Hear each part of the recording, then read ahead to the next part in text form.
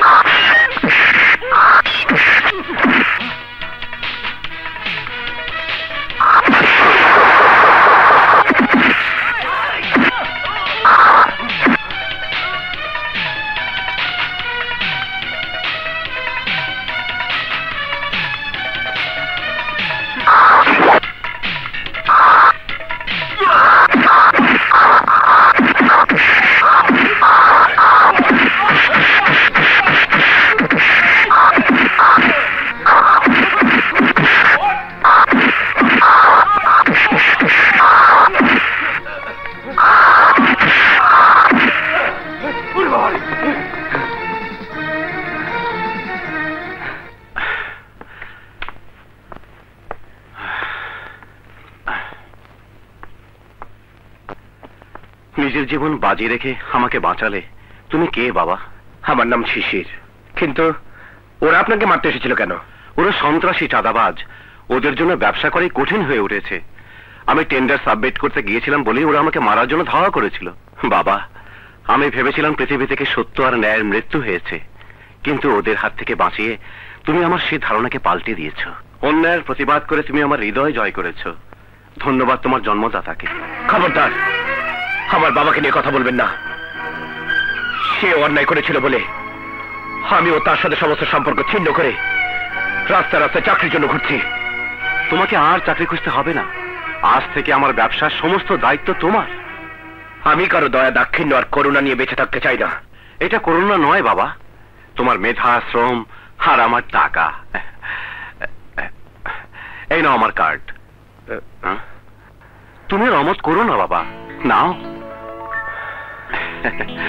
আসি বাবা।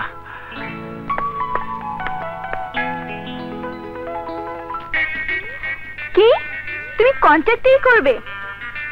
হ্যাঁ মৌ, চাকরির সামান্য বেতন দিয়ে জীবনে প্রতিষ্ঠিত হওয়া যাবে না। কারণ জীবন মানে যুদ্ধ। আমি যুদ্ধ করেই নিজেকে প্রতিষ্ঠিত করতে চাই। হ্যাঁ, আমিও চাই তুমি সমাজে প্রতিষ্ঠিত হয়ে আমার ভাই এবং তোমার বাবার সমস্ত ভুল ধারণা, মিথ্যা অহংকার ভেঙে দাও। তুমি ঠিক বলেছ মৌ।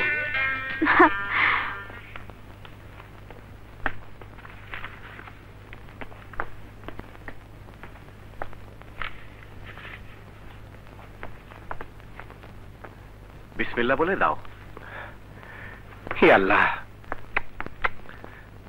বিসমিল্লাহ। এসো বাবা, এসো। আসসালামু আলাইকুম স্যার। ওয়ালাইকুম আসসালাম।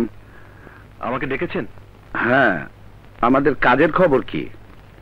স্যার, কাজটা আমরা পাইনি। হোয়াট? জি, নতুন কোম্পানি মৌ কনস্ট্রাকশন কাজটা পেয়েছে।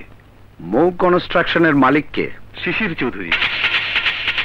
শিশির চৌধুরী? কি বললে? পিডব্লিউডি 3টে বড় কাজে শিশির পেয়েছে? জি স্যার, 5 কোটি টাকার কাজ। এটা নিশ্চয়ই হাসান চৌধুরীর নতুন চাল। আমার সন্তানকে বুক থেকে কেড়ে নিয়ে তাকে দিয়ে আমার ব্যবসার 12টা বাজাতে চাচ্ছে। কিন্তু আমি বেঁচে থাকতে তা কিছুতেই হতে দেব না। পিডব্লিউডি 3টি বড় কাজই আমি পেয়েছি। সত্যি বলছো? ভাবি, এই খুশির খবর শোনার পর আর দেরি করা যায় না। জলদি প্যাকেট খুলে আমাদের মিষ্টি দিন। হ্যাঁ, তোদেরকে মিষ্টি মুখ করাও। বস। এই তোরা বস।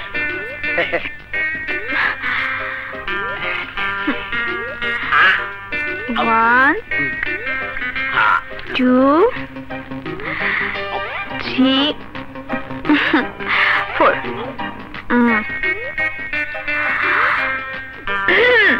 এবার তোমার পালা। হ্যাঁ করো।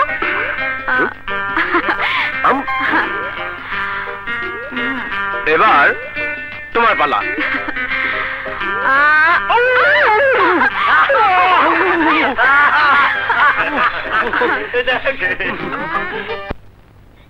বাবা শিশির, সত্যিই তোমার ভাগ্যটা খুব ভালো। পিডব্লিউডির কাজটা এবারও আশা করি আমরাই পাবো। উঠো বাবা, গাড়িতে উঠো। এসো। ম্যানেজার সাহেব, পিডব্লিউডির বড় কাজটা নিশ্চয় আমরাই পাবো। না স্যার, ওই কাজটাও মৌ কনস্ট্রাকশন পেয়েছে। হ্যাঁ? এসব আপনি কি বলছেন? যা সত্য আমি তাই বলছি স্যার। শিশির যেভাবেই কাজগুলো পেয়ে থাকুক না কেন, সে তোমার একমাত্র আদরের ছোট বোনের স্বামী। অতএব তার কাজের বিরুদ্ধে ইনজাংশন জারি করে তোমার ক্ষতি ছাড়া লাভ হবে না। বৌমা ঠিক কথাই বলেছে বাবাজি। তোমার বোন স্বামী সংসার নিয়ে সুখী হোক, সুখে থাকুক, সেটা আমরা সবাই চাই। কিন্তু আমি আমার বাবা মায়ের হত্যাকারী সন্তানের কাছে হেরে যাব? কিছু পেতে হলে কিছু হারাতে হয়, সেটাই তো নিয়ম। শাহানা, হ্যাঁ, তুমি যদি ভাই হিসেবে বোনের সুখ চাও, তাহলে তোমাকে শিশিরের কাছে হার মানতেই হবে। আর যদি সন্তান হয়ে শিশিরের উপর বাবা মায়ের হত্যার প্রতিশোধ নিতে চাও, তাহলে বোনকে দুঃখে সাগরে ভাসিয়ে দিতে হবে। এবার তুমি সিদ্ধান্ত নাও, কি করবে? বাবাজি, সারাটা জীবন এ বাড়িতে কাটালাম। আমার অনুরোধ, তাকে ছোট থেকে কোলে পিঠে করে বড় করেছ, তার বিরুদ্ধে কোনো ভুল সিদ্ধান্ত নিও না। শিশির আমার চির প্রতিদ্বন্দ্বী হাসান চৌধুরীর সাথে হাত মিলিয়ে তুই বারবার আমার মুখের খাবার কেড়ে নিচ্ছিস। না না, বাবা হিসাবে আমি সন্তানের কাছে হার মানতে রাজি নই। আমি তোকে এমন শিক্ষা দেব যাতে জীবনে আর কোনোদিন তুই আমার উপর টিক্কা দিতে না পারিস, এবং এটাই আমার চূড়ান্ত সিদ্ধান্ত। সালাম চৌধুরী সাহেব। কেন ডাকছেন?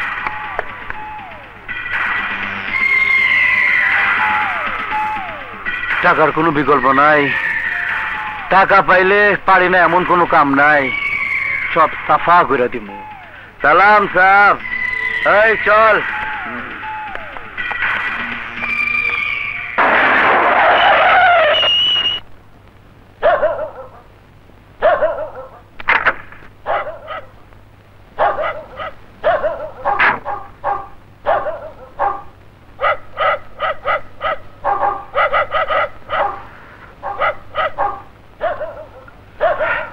টাকার কোনো বিকল্প নাই।